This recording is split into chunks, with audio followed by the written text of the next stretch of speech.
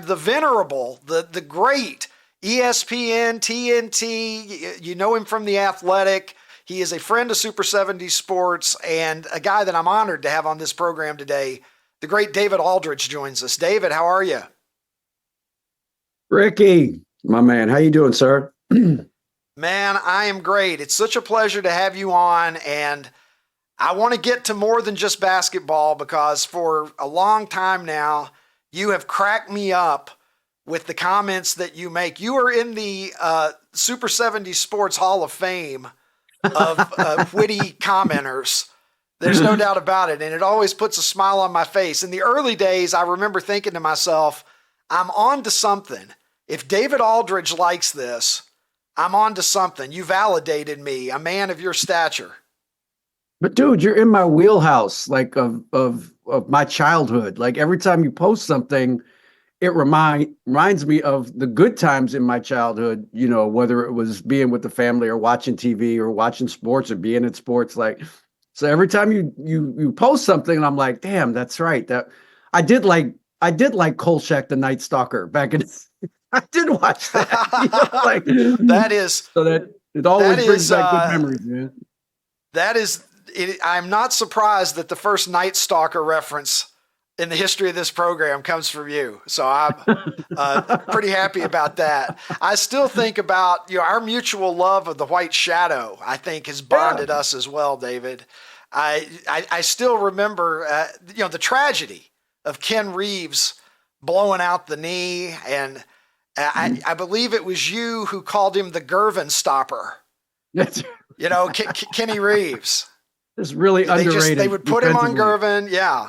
Yeah. Yeah, tremendously underrated defensive player. And my other favorite comment that you made about the White Shadow is you said that Ken Reeves had that philosophy, right? Like the smaller the rotation, the better. What was it like? Absolutely. Win with 8, I think, or something like that. It was Trust a trust great. eight. It was a great. Trust eight. Play 7. Win with 6. Right.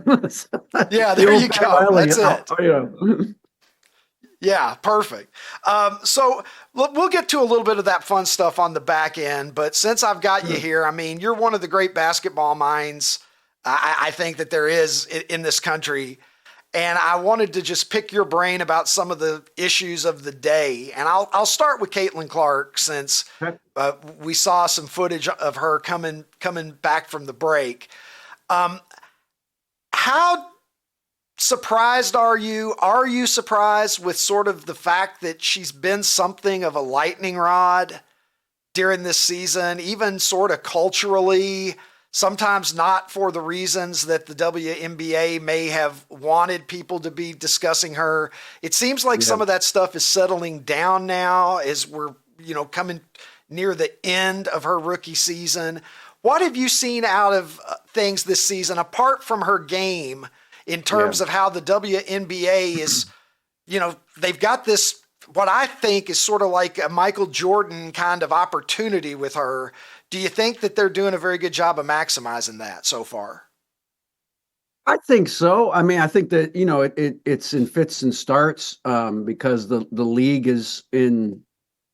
I don't know. Transition is not quite the right word, but they're at a different place now than they were even just a couple of years ago. I mean, the quality of play has not been the issue the last couple of years. It's how do you market it, right? How do you sell it to a larger audience? And I think part of it is their TV deal. It's gotten better the last couple of years. They're on ESPN more. They're on other outlets more, Ion and other places. You can catch their games, which is great for the league because every league needs to be on TV to survive. And I think the saleability, as you noted with Caitlin Clark, is obvious. I mean, it's clear that she moves the needle, right? Like people want to watch her. They want to watch her play. She's a great player, right? And I think she's certainly a person that gets attention from casual fans. And again, that's kind of the lifeblood of a league that's really surviving and thriving, is when people who aren't really big basketball fans turn her on anyway because they want to just watch her play because they like watching her play. And we've seen that in the NBA certainly over the last 4 decades. Some guys just move the needle, whether it's Magic or Bird or Kobe Bryant, now it's Steph Curry and LeBron. People move the needle because people love watching them and people hate watching them, right? Like, I think LeBron is one of those. He's like Caitlin Clark to me in the sense that there's a lot of hate watching going on, but they still watch, right? So that's all that a league like the WNBA should care about. So she's been great. But look, there's certainly issues there, right? I don't think we need to be naive about this. There are people who love Caitlin Clark because she's a heterosexual white female, and there's people who hate Caitlin Clark because she's a heterosexual white female, right? So that's the reality of where we are in our country right now. And that's the thing that bothers me, Ricky, is that, man, she's such a great player. Can we just watch her play and enjoy watching her play without bringing all the other baggage into it? You know what I mean? So when they were in the Final Four for the women's game, I sent this long tweet out about, man, like Caitlin Clark's great and Cardoza's great and Angel Reese is great. Can't we just watch them play basketball and enjoy them watching them play basketball at a high level? Do we have to bring all the other stuff into it? Like, I don't really care why you love Caitlin Clark or why you hate Caitlin Clark. I just think she's a great player, just like I think Angel Reese is a great player. Let's just watch them play basketball. Like, I enjoy watching great players play. Like, that was the fun part at the Olympics. I got to watch Steph Curry be Steph Curry in a gold medal game. And that was hella cool. That was unbelievable watching him perform at the highest possible level when his team needed him the most. And I don't want to bring all the other nonsense into it because I think a lot of it is just noise. I think a lot of it is there are fans who love Caitlin Clark because she played great at Iowa. And some of the WNBA players did not welcome her with the grace that they should have welcomed her with, right? And whether that's jealousy or other stuff, I don't know. But just enjoy the game. Enjoy watching her dime people up. Enjoy watching her attack a defense. Enjoy her working with her teammates. She's got some great teammates. And they're starting to figure each other out, and that's why the Fever is starting to win. So I just wish we could just enjoy watching them play basketball, man. Yeah, well said. I at the end of the day, that's what we're here for, right? Not the soap opera. The soap opera maybe brings some new eyeballs to it, but in the long run, it's I think much healthier to just enjoy these incredible athletes play. David, another part of soap opera though has been the whole LeBron and Bronny issue, and I Right. feel I have sympathy for Bronny because he's a kid who obviously has some talent and is kind of just in this situation. What do you make of the criticisms that not so much that he shouldn't have been drafted, but the criticism that, maybe a player of his stature wouldn't have received the guaranteed money at this stage, and that, he's going to be getting some hate from people because it's like, well, it's the same phenomenon as Coach's kid, right? I know LeBron is not officially the coach of the Lakers, but are those criticisms valid in your mind? And what do you think that situation is going to look like? Is he in over his head, or do you think they'll make it work in LA? Well, look, I think context matters here first and foremost, right? Like, we're talking about the 55th pick in the NBA draft, right? Like that's 5 picks from the end of the NBA draft.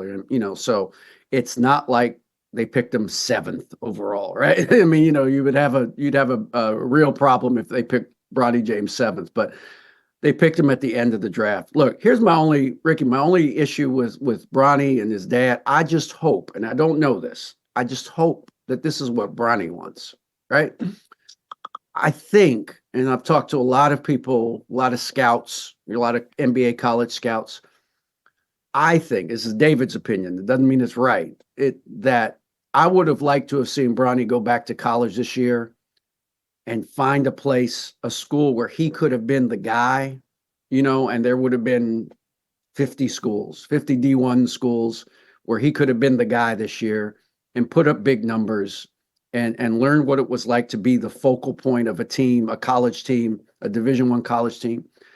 And then you could come into the NBA on your own terms, right? Like, this is what I did to be an NBA player. He didn't really get to do that because obviously he had the open heart surgery. People seem to have forgotten the kid had open heart surgery last year, like so that's a major setback to his season. And if he wants to play with his dad and this is the way he wants to do it, okay, I can't. That's his life, not mine. So if that's what he wants to do, fine. I just hope that's what he wants to do, right? That's my only issue, is that this is what he wants to do as opposed to what his dad wants to do. His dad, LeBron's made it clear he wanted to play with Bronny. He's wanted to play with Bronny for years. And if that's what if that's what Bronny wants, then I'm cool with it. And I don't think it's that big a deal because he's not going to play that much. He's going to be in the G League most of the year. He may come up at some point, but I doubt he's going to see a lot of time with the Lakers, just because he's not at that point in his development as a basketball player. Like it's the NBA. Like these are the best of the best of the best, and he's not there yet. Now he could get there with some development and some growth. He has to get stronger physically and older, and like all kids do who come into the league. But I'm not, it's a little hinky, but it's not something that I think people should lose a whole lot of sleep over, because it's not like they used incredible amounts of draft capital. Like, it's not like they traded 3 picks to get him. You know what I mean? Like, if they had done something over the top to get him, I would be more worked up about it. But it's the 55th pick. The burn rate on 55th picks, if you go back and look at it, almost none of them make the NBA. Almost none of them play in the NBA. So if he plays, it'll be a bonus. I'll say it that way. Not a surprise. It'll be a bonus, but it won't. It's not like he's going to be playing 35 minutes a night in the league next year. I'd be very surprised if that was the case. David, let me get one more basketball question in here. The state of basketball. Basketball has changed so much since we were kids, stylistically, and the 3-point shot being the reason for that. Really, I'm not saying it's the only reason, but it's the predominant reason that we've seen the game change so much. Yep. How do you enjoy the game as a product compared to? And the players are great. Obviously, the players are more talented than ever, I suppose.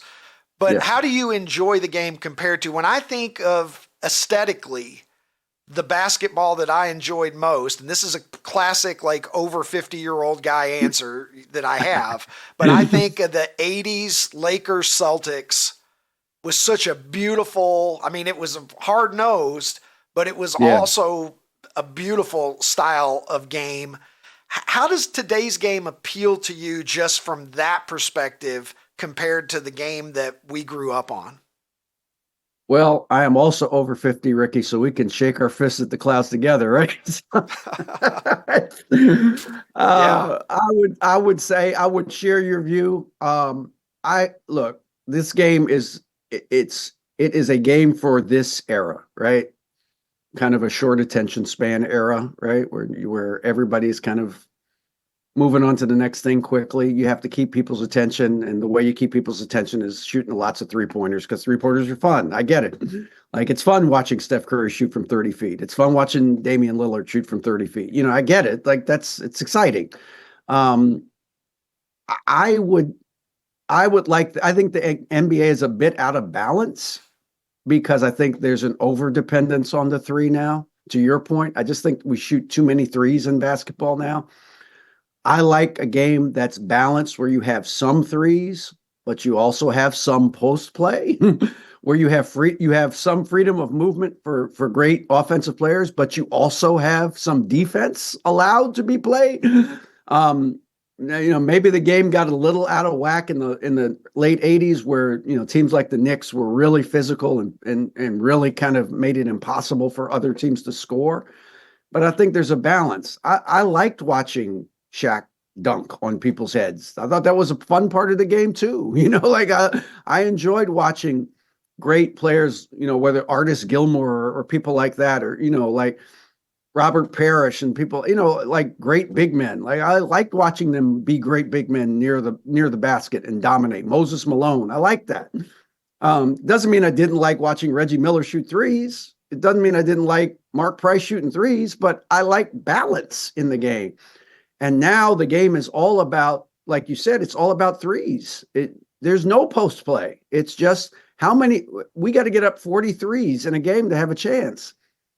And everybody can't shoot threes. Like if everybody could shoot them, there would be no fun to it. Like it just to me, the game's just a little out of balance. I understand why they're doing it, but that doesn't mean I have to love it. Like they do this in the NBA. Like they introduce these new things and insist that you love them. Like it's in-season tournament now that they've just created out of thin air last year, and now they're just like, you must love the in-season tournament or you hate basketball. No, I don't hate basketball. I love basketball. Don't get me started. Yeah. Every product that you roll out every year, like, so that's where I am. I'm an old curmudgeon. Just, I get it. I understand. It's not for me, but that's okay. Everything doesn't have to be for me. I get it. Yeah, I do understand. I do understand the get off my lawn mentality. It sneaks up on you. It doesn't happen overnight. It's just one day you wake up and you're just like, what happened to interior passing? Right. And things like that. All right. Well, I've got you for a couple more minutes here. Let me get to the stuff that you and I love and have such a passion for. Sure. When I say like favorite TV shows, when you were growing up, what were your main go-tos? And when you look back on it, what are the favorites that come to mind for you? Oh man. Hill Street Blues, loved Hill Street Blues when I was a kid. Was appointment TV watching every week. White Shadow, like we talked about, was a great show. I'm trying to think, like I got watched Saturday night on CBS, but I wasn't like, I have to watch the Bob Newhart show this week, but I watched it. You know what I mean? Like, you only had 3 channels. You watch what was on. Like, I would watch stuff like, what was it? Almost Anything Goes. You remember that show back in the 70s? Like there would be like cities going up against each other. Like small towns would be involved in like this decathlon of events, and they would play against each other. Dude, so that was fun. You're about to send me down a YouTube rabbit hole here. You know what I mean? I don't remember that. Yeah, they used to have shows like that. I will watch Charlie's Angels, of course.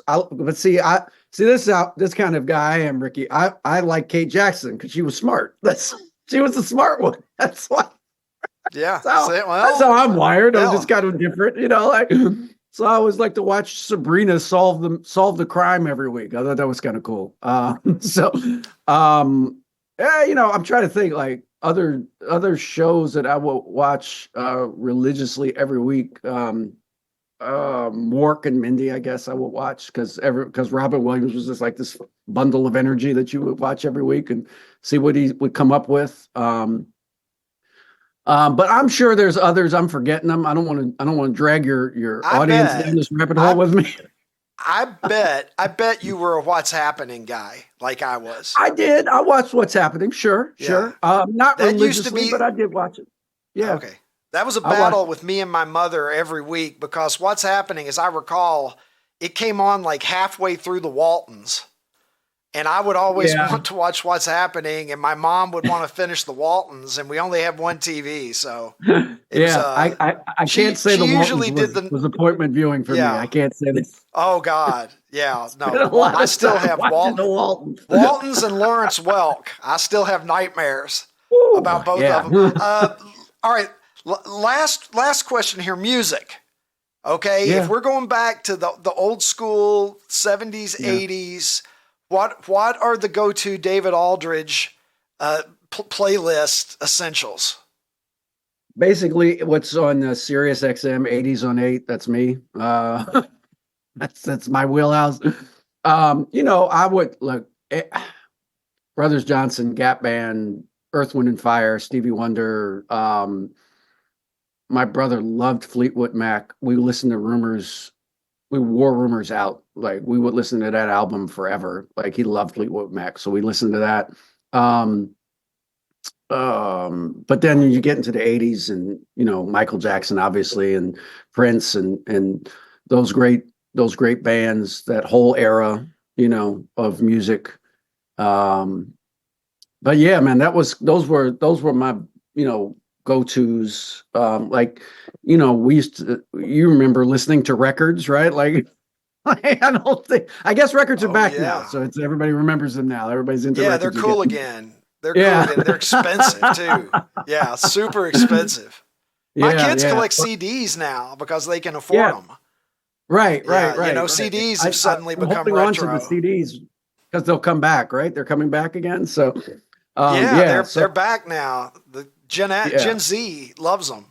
right, right, right. So those were my go-tos. I'm trying to think if there's anybody else that I would like wear out, buy every album of theirs, but those were the main ones. Because you know, it was a different time, Ricky. There was just it was just easy.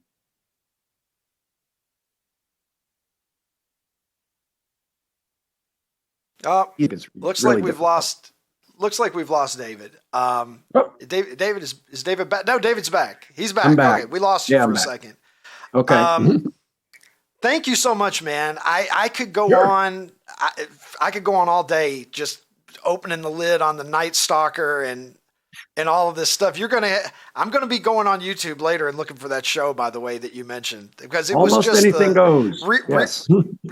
real people, and that's Real people. incredible. Yeah. And Yes. Exactly. all Yes. Yes. those all those shows, yeah, they were. And you're right, because with 3 channels, we watch stuff. I was talking to Nick Bakay, the Yeah. comedian. Sure. Yeah, and we were talking about how, like, it's weird that neither one of us were big Laverne and Shirley fans, but we know everything about it because we Right. had 3 options, and it was just the It was best of whatever the 3 options were, and so right. everybody was watching the same stuff. We all spoke the same language, and now Right. it's That's so what I mean. fractured. Yeah. Yeah, Yeah. Like, again, I wasn't like the biggest Mary Tyler Moore fan, but I watched Mary Tyler Moore every week because that's what was on. Right. Like, exactly. yeah. Right. We were all literate in the same subject matter because we had no choice, I Right. guess is what it comes down to. Well, Right. David, thank you so much for being on. Love to have you back on again sometime. I'll be following you as I always do to educate myself about what's going on in the world of basketball. So thank you so much, my Yeah. friend. Ricky, thank you, man. Thank you for what you do on Twitter, man. It's one of the few joys I get Thank you, man. on that That means a platform. lot So to I me. All right, appreciate now I feel a responsibility. I've got to be there for you. So it. All right, thanks a my lot, friend. David.